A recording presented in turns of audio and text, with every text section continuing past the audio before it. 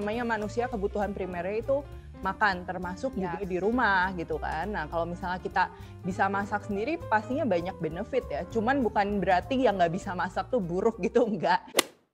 Langsung saja kita sambut Chef Devina Hermawan. Welcome Chef. Halo, mungkin bisa di-unmute dulu? Oke, maaf bentar. Oke, udah apa udah bisa kedengar suara saya? Kedengeran dong. Wih, cantik banget dan so fresh nih hari ini tampilannya. Waduh, nih, thank you Mbak. Dari mana Chef? Dari rumah ya? Iya, jadi sekarang lagi di rumah, di tempat studio masak sih, cuman karena backgroundnya nggak kelihatan. Jadi ya. Oke, Chef Devina, saat ini kesibukannya lagi ngapain aja sih Chef?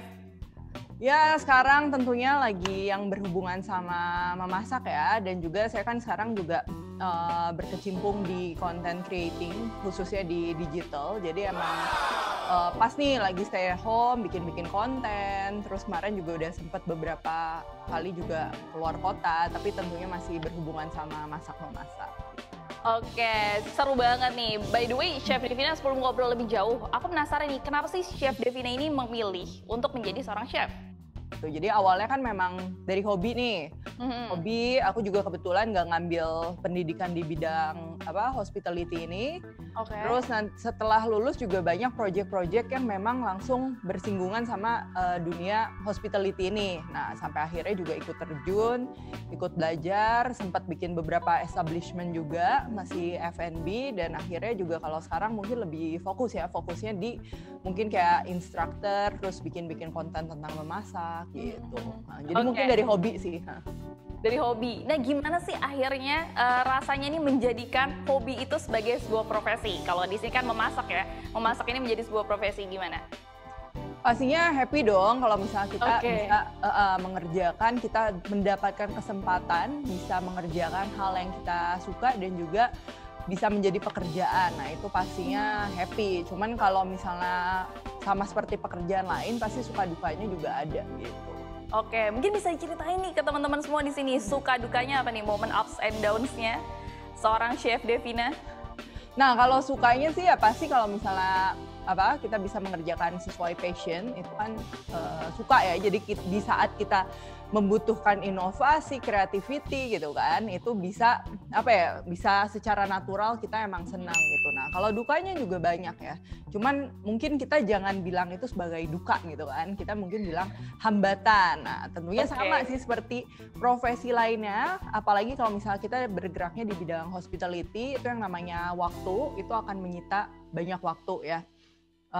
Apalagi kalau misalnya kita running a kitchen, kalau nggak food service, nah itu jam kerja, fisik, itu tentunya jadi tantangan juga. Dan apalagi buat moms gitu, apalagi kayak aku gitu, anaknya masih kecil, nah biasa emang kita trikinya tentang waktu gitu. Nah itu suka bentrok gitu. Ini kita bicara tentang wanita nih ya. Di usia produktif wanita tuh biasanya di tengah-tengahnya tuh kalau yang mau berkeluarga kita kan ada nih jeda di mana kita misalnya mengandung, melahirkan anak. Nah itu kan pasti juga sangat lumrah gitu. Jadi seorang wanita tuh biasa jadinya lebih kayak fokus ibu rumah tangga dulu gitu. Karena itu dia mungkin dari segi waktu juga susah ya. Maksudnya antara membagi waktu untuk profesional kitchen dan juga untuk jadi seorang ibu gitu kan. Karena saya juga ngalamin semenjak saya punya anak juga saya vakum dulu nih dari food service, dari professional kitchen gitu. Karena emang waktunya nggak keburu gitu.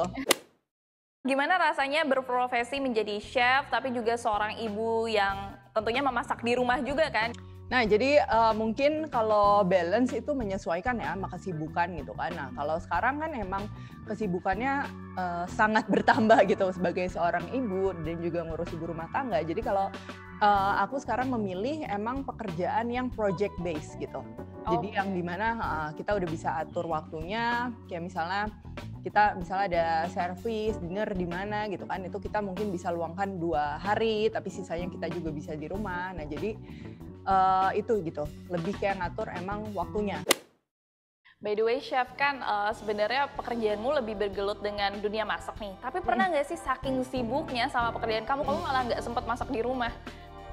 Sering, jadi itu dia ya, maksudnya kita kan semua waktunya sama, 24 jam dalam sehari gitu kan, belum lagi tidur dan lain-lain. Nah, dengan waktu yang segitu kan kita harus maximize gitu. Jadi kalau emang lagi ada pekerjaan, memasak ya mungkin yang lainnya bisa kita tunda atau mungkin kita juga bisa minta bantuan orang gitu. Jadi emang sering sih kalau di rumah kadang kalau misalnya kita sekalian bikin konten dan sekalian memasak, itu kan bisa buat makan keluarga juga. Namanya manusia kebutuhan primernya itu makan, termasuk juga di rumah gitu kan. Nah kalau misalnya kita bisa masak sendiri pastinya banyak benefit ya. Cuman bukan berarti yang nggak bisa masak tuh buruk gitu, enggak. Nah terkadang nih memasak bagi seorang ibu tuh kayak ya udah hanya sebatas rutinitas dan kewajiban aja gitu kan. Nah menurut Chef Devina nih gimana sih caranya menciptakan enjoyment dalam memasak nih khususnya bagi para moms? Oke, nah kalau misalnya mau enjoy ya pastinya tentu dari mindset dulu nih. Mindset kita memasak itu emang karena apa ya, rasa sayang kita misalnya untuk keluarga gitu, bukan sebagai beban. Nah kalau mindsetnya udah beban duluan ya kita mau gimana-gimana juga tetap beban gitu kan. Nah selain itu kalau misalnya kita udah tahu nih, oke kita mau memberikan yang terbaik buat keluarga atau apa, nah dalam memasak tuh kan ada banyak proses gitu. Kita proses belajar dulu gitu kan, terus cari-cari referensi. Nah itu pastinya kalau dengan semangat-semangat itu kan kita jadi happy ya. Dan pastinya juga biasa tuh gini, kalau kita masak hasilnya enak, kita pasti nextnya untuk masak lagi tuh semangat. Nah, kadang tapi masak tuh kadang ada gagalnya juga gitu kan.